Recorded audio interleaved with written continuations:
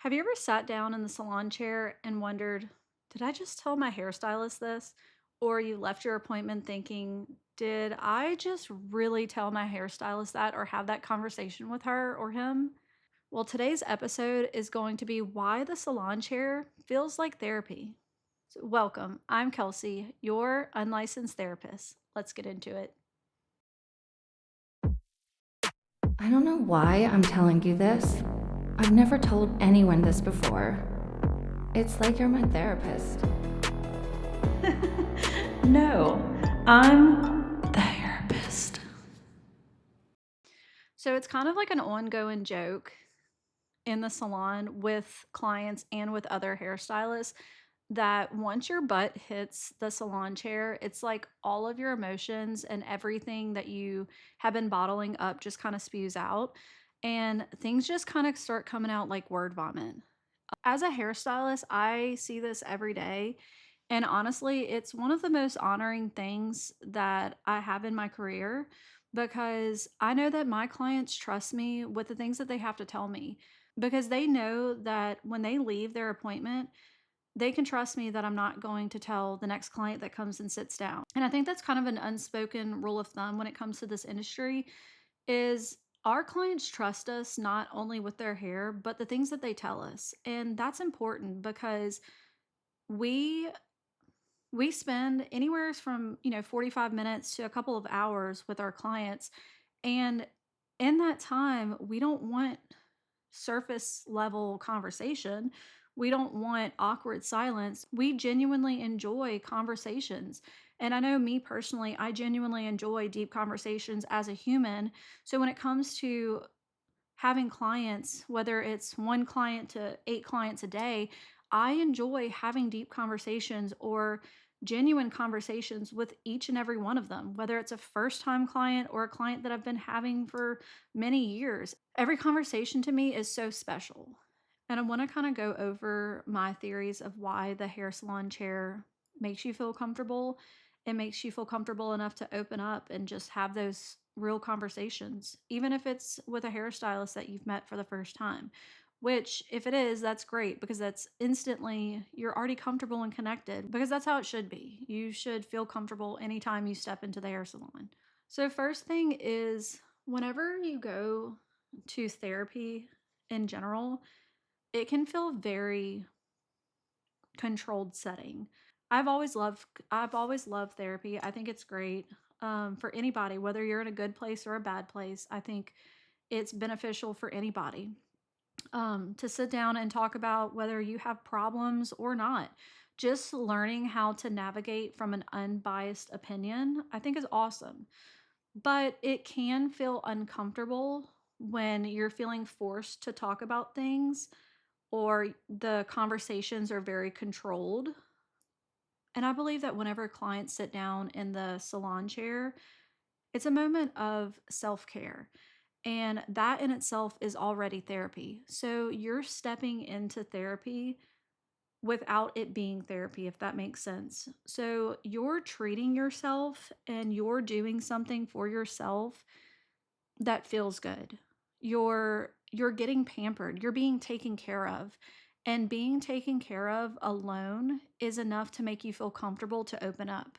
Just like whenever you're in a relationship, if you're being taken care of in a relationship, you're more likely to open up to your partner. And I feel like it's the same thing whenever it comes to conversations and kind of opening up in general with those conversations. So whenever you're in the salon chair and you're getting pampered and being taken care of, those conversations, whether it's things that you're going through negative in a negative way or a positive way, they kind of just flow. You're more willing to talk about things because it's not so structured. You're more comfortable, you're more relaxed. And also, whenever you're getting your hair done, you might have eye contact through the mirror and eye contact whenever you're processing. But for the majority of it, your eye contact is usually through the mirror. You're not sitting down face to face and expected to look somebody in the eyes and say, well, I'm going through this. This is my problems. You're bouncing off of each other with conversation. It comes natural. You're flowing. Your hairstylist might tell you a story about themselves, which then makes you feel comfortable. People enjoy being able to relate to other people, and they also enjoy being heard. And I feel like whenever you're getting your hair done, it's kind of the best of both worlds. So, with all that being said, what the Hairapist and what this channel has to offer is just real girl talk, whether it's from the salon chair, whether it's from your home, whether it's from your car, or wherever you are. It's just real conversations with women who go through everyday life things, whether it's struggles, whether it's positive things, ups, downs, whatever it is. It's we sit down and we talk, and hopefully somebody out there can find something within one of these episodes that they can relate to. Whether that's you, whether it's somebody you know, send an episode over. If you feel like somebody that you know can relate to one of these episodes, send it over to them, because hearing other people open up and talk about things sometimes can help more than you realize. And as an example, I've had moments where I've had conversations with clients and they've opened up to me about things such as being a mom. And I've had clients tell me, I work all day and I come home and I can't keep up with the kids, and I feel like I'm not doing enough. I feel like I'm not present enough as a mom. And I go home, and the advice that I may have given them as unbiased advice, I go home and I think about, and I'm like, yeah, I guess I could take that advice, because, the problems that they were having, or the things that they were stressing about, or the things that they were talking about, I can relate to. And I may not see it in the moment, but say a couple days later, a week later, a month later, I may start struggling with the same things that a client was telling me about. And I reminisce back to the conversation that I had with them and remember the things that I told them. And I'm like, I guess I should take my own advice, because I told them, you are good enough. It's okay. Like, you are only one person and you can't do it all. It's okay to have an off day, or whatever the case may be, whatever the topic of discussion is, and whatever it is.